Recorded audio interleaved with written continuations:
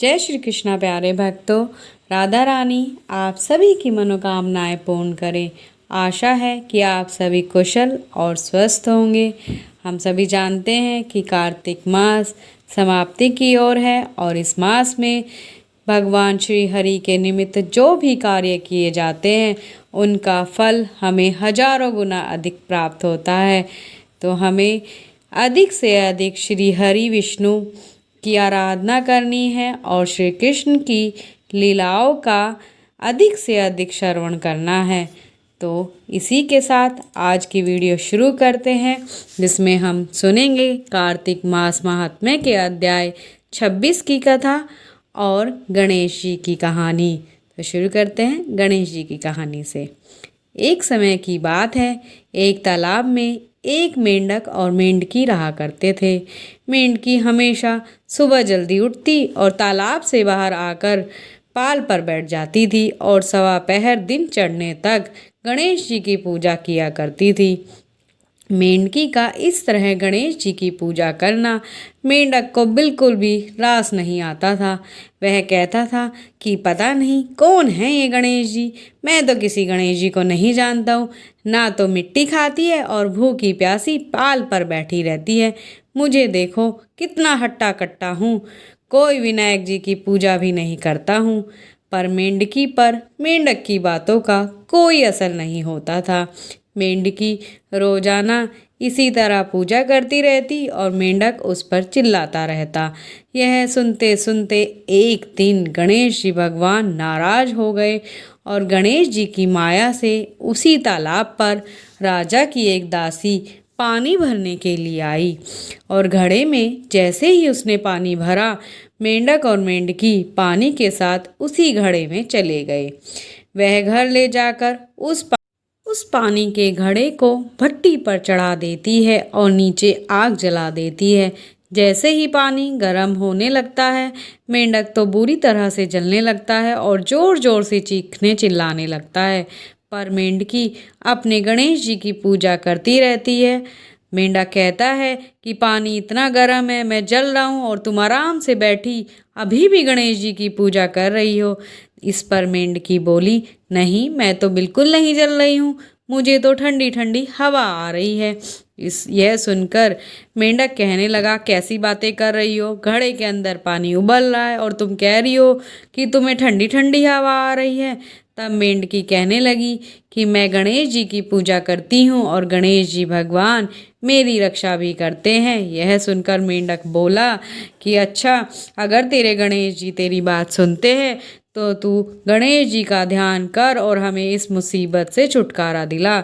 अगर हमारी जान बच जाएगी तो आज के बाद मैं भी तुम्हारे साथ रोजाना सवा पहर दिन चढ़ने तक गणेश जी की पूजा किया करूँगा और तब तक कुछ खाया नहीं करूँगा।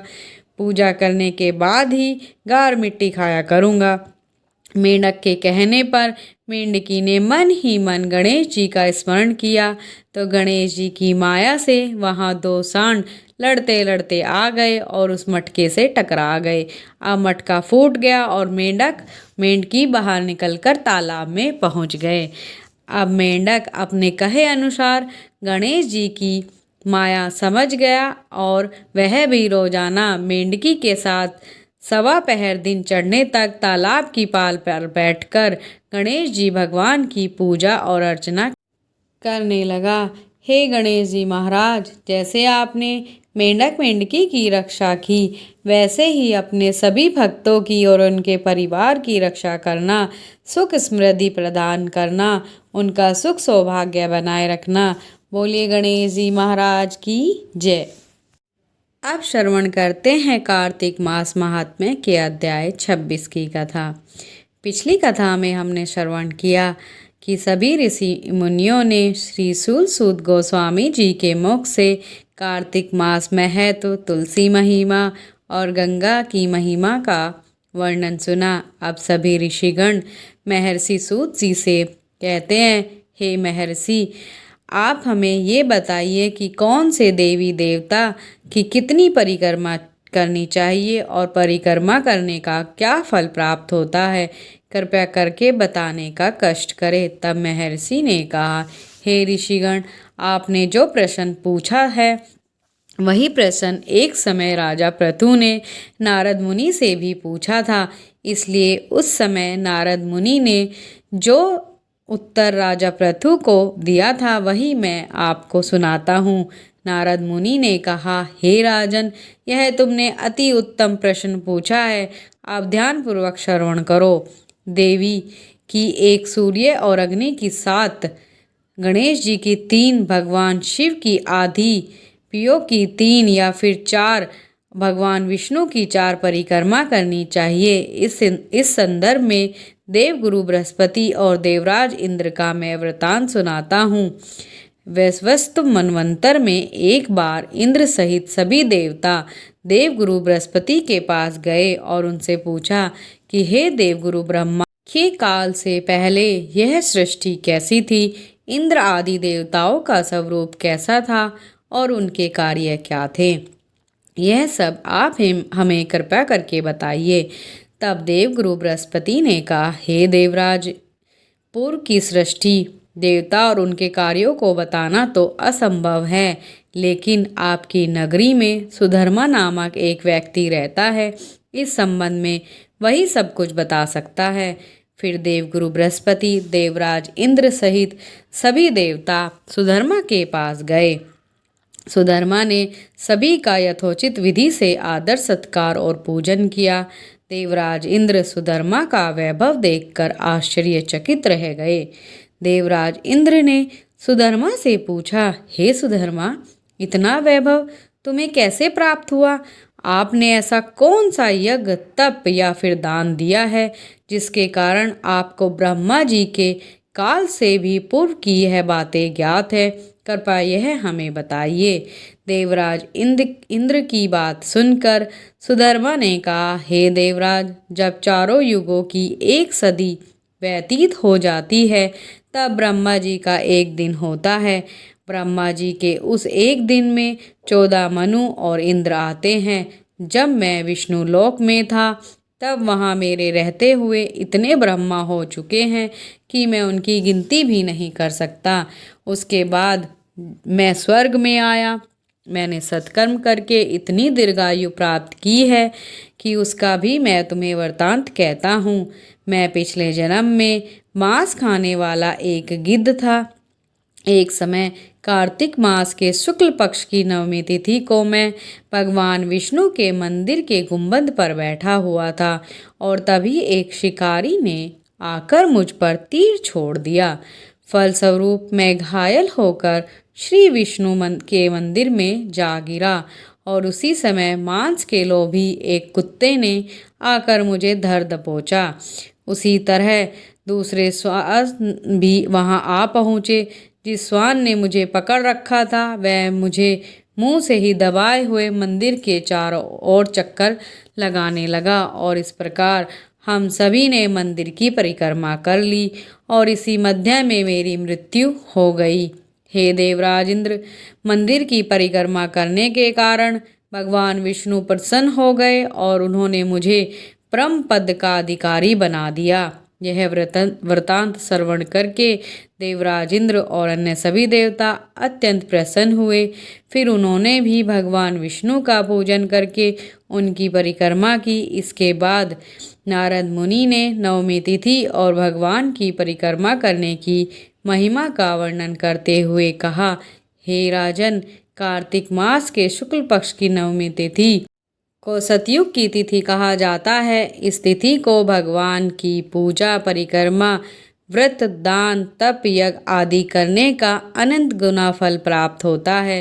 कार्तिक मास के शुक्ल पक्ष की नवमी तिथि को अगर संभव हो सके तो मथुरा में जाकर भगवान का पूजन करके परिक्रमा की जाए तो उसका महापुण्य फल मिलता है। हे राजन, परिक्रमा करते समय जितने भी पग उठते हैं, परिक्रमा करने वाले की उतनी ही पीढ़ियाँ वैकुंठ में वास करती है। अगर मथुरा जाना संभव ना हो तो किसी धार्मिक स्थल की परिक्रमा कर लेनी चाहिए। इतना करना भी संभव नहीं है तो किसी ब्राह्मण, विष्णु प्रतिमा, गाय, तुलसी देवी या फिर शालिग्राम की ही परिक्रमा करनी चाहिए। हे राजन, तुलसी देवी या भगवान श्री विष्णु के शालिग्राम स्वरूप की परिक्रमा करने से सागर सहित पूरे भूमंडल की परिक्रमा करने का फल प्राप्त हो जाता है। कार्तिक मास के शुक्ल पक्ष की नवमी तिथि को गाय, ब्राह्मण, मंदिर, तुलसी वन, साधु सन्यासी, गृहस्थ, परमहंस, पुराण, उपवेद आदि सब शालिग्राम में ही वास करते हैं। इसलिए शालिग्राम की परिक्रमा करने से सभी की परिक्रमा संपूर्ण मान ली जाती है। इसलिए हे राजन, शालिग्राम की परिक्रमा करने के लिए प्रातः समय में स्नान आदि से निवृत्त होकर कमंडल हाथ में लेकर ओम नमो भगवते वासुदेवाय इस मंत्र का जाप करते हुए सूर्योदय से पहले ही परिक्रमा शुरू कर देनी चाहिए। इस प्रकार नारद मुनि ने राजा पृथु को सभी परिक्रमा का महत्व समझाया। भगवान और अन्य देवी देवताओं की परिक्रमा करने की इस विशेष कथा का जो भी श्रवण करता है, उसके बाद देवी देवता या अन्य श्री हरि या उनके मंदिर या फिर गौ माता या तुलसी माता या फिर शालिग्राम स्वरूप की परिक्रमा करता है, उसके पूर्व जन्म के सभी पाप नष्ट हो जाते हैं।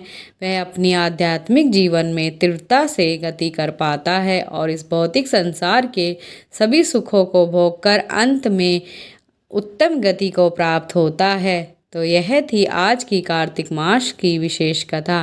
अगर यह कहानी आपको अच्छी लगी हो तो इसे लाइक करिए और ऐसी ही धार्मिक कथाओं को सुनने के लिए हमें सब्सक्राइब करिए और नोटिफिकेशन ऑन कर दीजिए। हो सके तो यह वीडियो अपने मित्रों एवं परिवारजनों के साथ भी साझा करें ताकि सभी को कार्तिक मास महात्म्य के श्रवण का पुण्य प्राप्त हो सके। धन्यवाद।